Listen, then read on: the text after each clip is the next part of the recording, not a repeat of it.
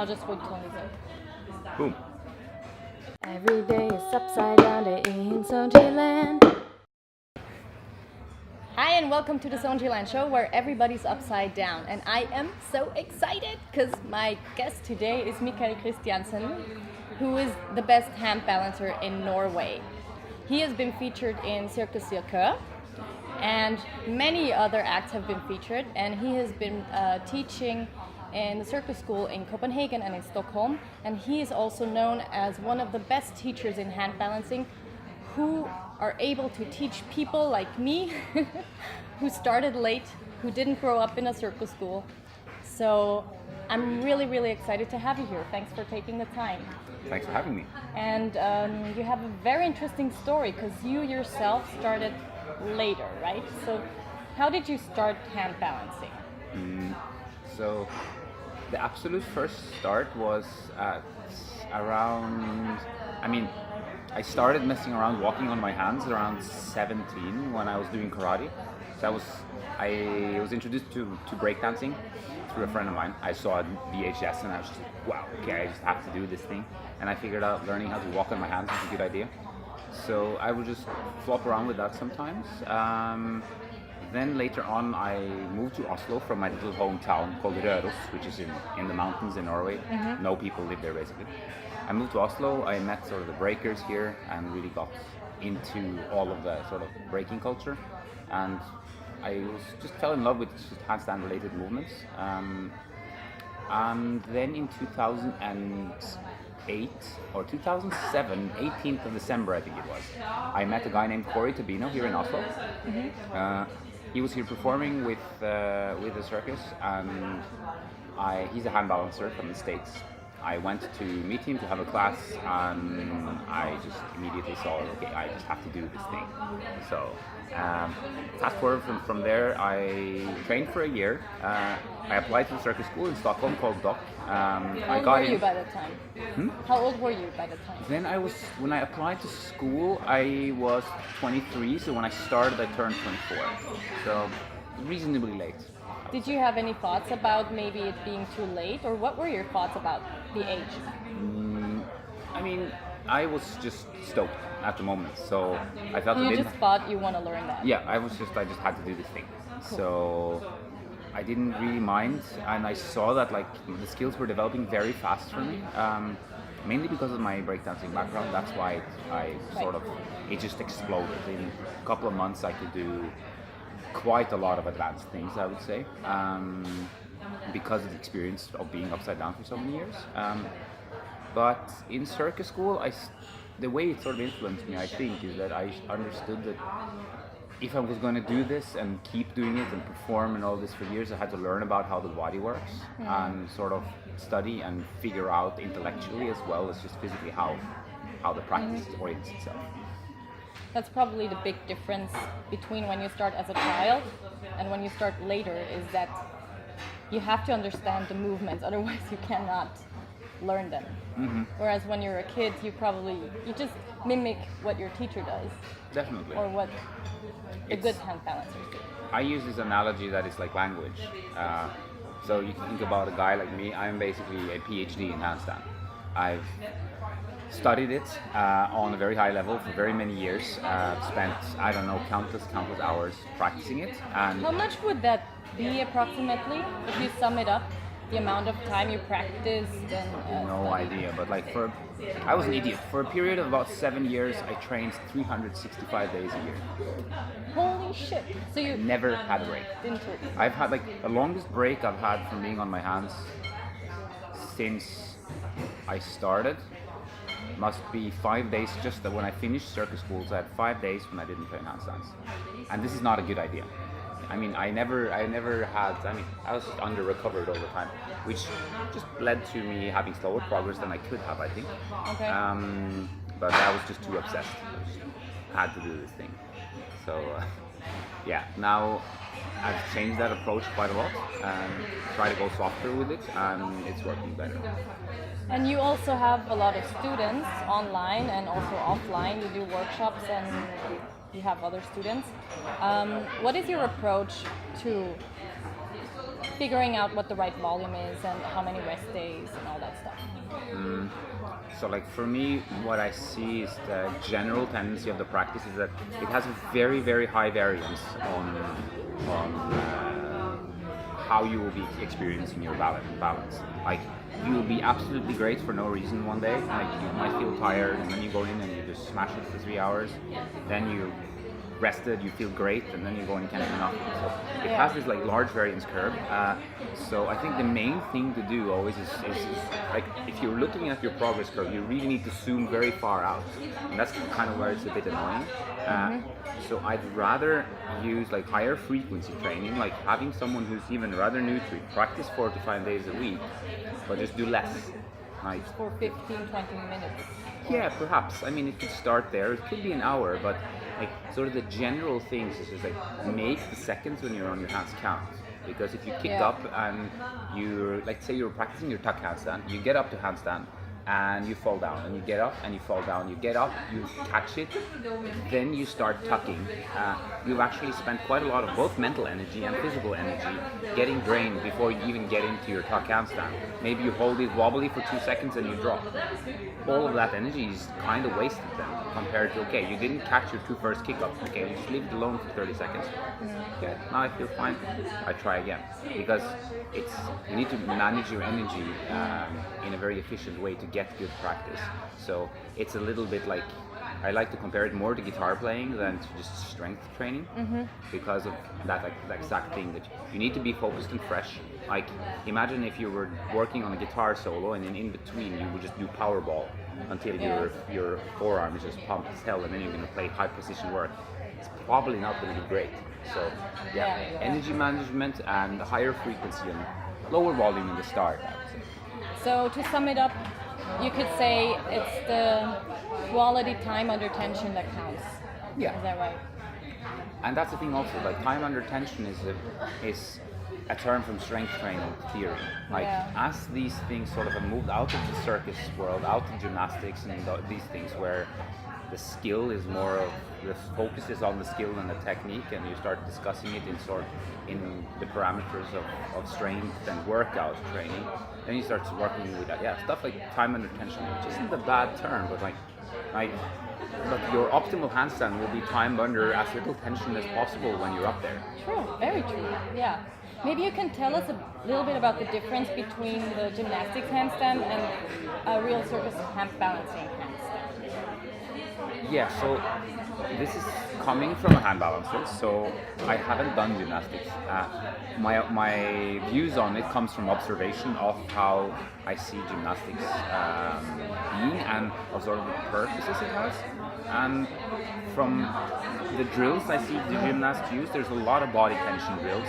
There's a lot of like you need to have in gymnastics you need an extremely strong hollow and an extremely strong arch, so that you can use these two dynamics to generate force through space. Because when you tumble, you're moving through the handstand and you're using the open chest to the closed chest position to generate momentum. You enormous amount of tension in the abs and legs and all of these things, and these are not necessary as you're doing hand balancing style handstands. And the reason for that is simply that like you're trying to be up there with more efficiency, because you're going to spend longer time there, and you're going to practice doing one-arm handstands, which doesn't relate to tumbling or swinging elements or any of these like core gymnastic skills. Sort of. Yeah, you told us that when I visited your workshop, and I found it very interesting because I know many people who say like, well, doing a handstand, you need a very strong core. Like you need to have a lot of strength there, and it's just not really true. It's not true. The last person I discussed it with was a very young kid who is kind of self-taught in Australia. I think he's 17, 18 or something. Very talented, learning super fast. And we discussed this, and I asked him, "Do you ever tense your abs?" And he's like, "No. Everyone tells me I should, but I don't really bother." He said. Yeah. And he can do it legs. makes it harder. Yeah, he can do legs together one arm. He's very stable. It's very good. So it's like for him it made no sense to tense his abs, because for him intuitively he saw that this wouldn't give him anything. It's not. I don't either. There is no reason for me to add tension here. because it's the same principle as if I stand on one leg, I don't need to brace my core to stand better on one leg. I just need to concentrate on my leg and my foot. Same if I stand on my head, I don't need to brace my core because the line from my head through to my pelvis is already reinforced. So I don't need a massive amount of tension in here to keep it in place. And the misunderstanding comes plain and simply from the idea that you start wobbling up here, but you don't. It's always a reaction of something happening lower in the chain. And my best example for that, for you and for anyone watching this, is try standing on one leg and feel how stable it is to stand on one leg. Then close your eyes and suddenly you will wobble. And you haven't moved anything in your upper body. All that happens is that you're doing slower and less precise corrections with your feet, which makes your hip move slightly, and you will be moving more in space than you would if you have your eyes open. That's an excellent example. Thank you for that. So, I am curious, have you had any major setbacks in terms of injuries or stuff like that? Yep, right now. Right now, yeah. Saw that. So, yeah. How do you deal with that? I mean, the best thing is to deal with it. First of all, with the practice, as at least for me as obsessive and sort of focused as handstands is, as we talk about, it has this like high variance, and you sort of want to keep going with it. You want to progress. You want to keep consistent with your things, and then Right, suddenly so you you don't stop. take a break, right? Yeah, like now I do take breaks. I take at least one day off a week, or at least I try to. I try to. Yeah, I'm moderately successful at it right now, and it's been going rather well. So It's yeah, a to take the recent injury, basically like I overused it a bit some months ago, and then it healed up after about 1.5 months. I had to perform in that period, so it was not great timing for the injury, so that's why it took a long time to heal. And then about 5 days ago I fell really badly because I had changed my equipment and the equipment didn't work as I thought it would, so it failed and it fell sideways and smashed my wrist. So it's not great at the moment. A couple of days should be fine. But I had a low back injury from performing in knitting piece with Circus. I think that happened in 2016, I think it happened. 2015-16. I think I got some sort of heavy muscle injury in the side of the low back. I assume it's like the psoas or QL, that kind of area somewhere.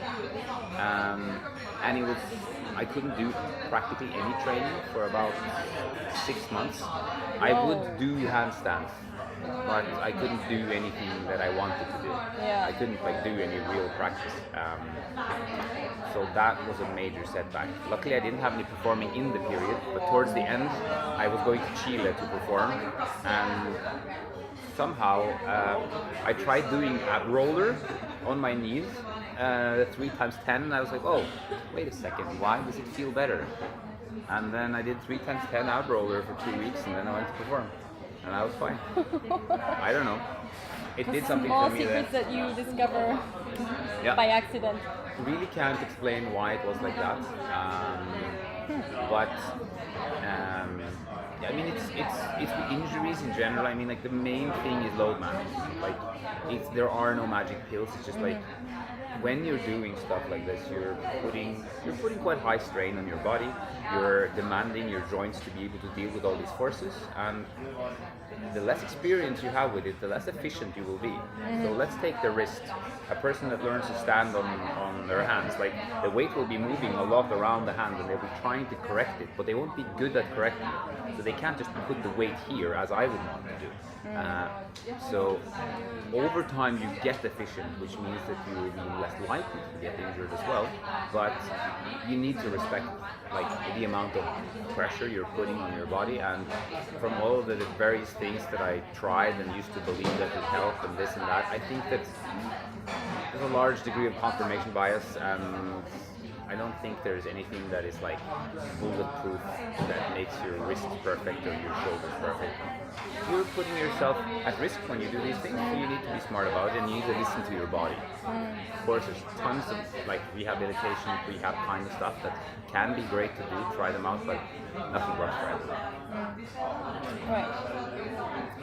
So, how is your life right now?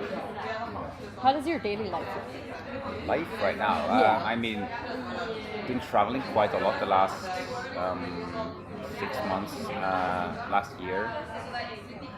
So it's like right now I'm still kind of traveling. I will be relocating back to Stockholm where I used to live because I've now been in Copenhagen for about 1 year. What are you going to do there? In Stockholm, I'm going to start a project. Now I'm saying it even on video here, so now I have to do it. You better. I'm starting I'm going to create a performance called the Handstand Forest with 5 other hand balancers and a musician. That is at least the plan so far.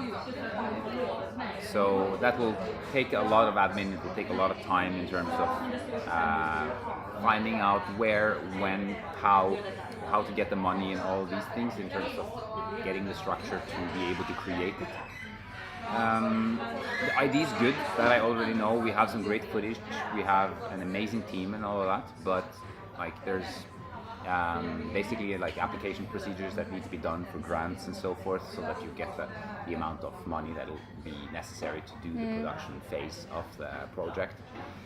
So luckily Sweden and sort of Scandinavia has a lot of good opportunities for this, and I have very many friends like from the sort of the Stockholm circuit of Circus that have done this. So it's quite a normal thing to do over there at one point. Like, yeah, I'm going to create my show, you apply, you get money in the end, hopefully. Perhaps you have to try a couple of times, but yes, that's what I'm going to do. But right now, yeah, lots of travel. I've been trying to keep up with my training, and like since I enjoy to do that, freelancing, teaching a fair bit, yeah, both online and like workshops and so forth. Yeah, trying to live freelance hell basically. Well, that project of yours sounds really, really interesting, and I wish you the best. I really do hope that it turns out well. And so I just have a last question for you. For all of the people out there who dream of being in the circus business or being a professional hand balancer, what advice do you have for those? Good question. I mean, that's the big one that hit me when I was in the second year of circus school. Like, holy shit, it doesn't really matter how good I am at handstands. Okay, what does that mean? That the contemporary circus business at this point has so much more to do with your, how to say, what you have to contribute with as a performer in terms of all the other things. Like the technical skills are great and it's useful, and in certain parts of the business, like okay, they just want you to do some spectacular stuff, but in the sort of field as it works now, it's like no one is doing only handstands. Everyone's like a hand balancer and then an acrobat, and then they can do a little bit of this and a little bit of that. You have to be very creative and do more. Yeah, it's more like things. You sort of like you can sort of very roughly separate into sort of your technical, sort of physical circus skills, and then you have your sort of theatricality or your ability to sort of express on stage, playing characters or all these things. Then you have sort of your ability as sort of you're not a dancer, but like everyone who's in circus school are taught in dance and movement and have these kind of classes so that you have confidence and an ability to move well.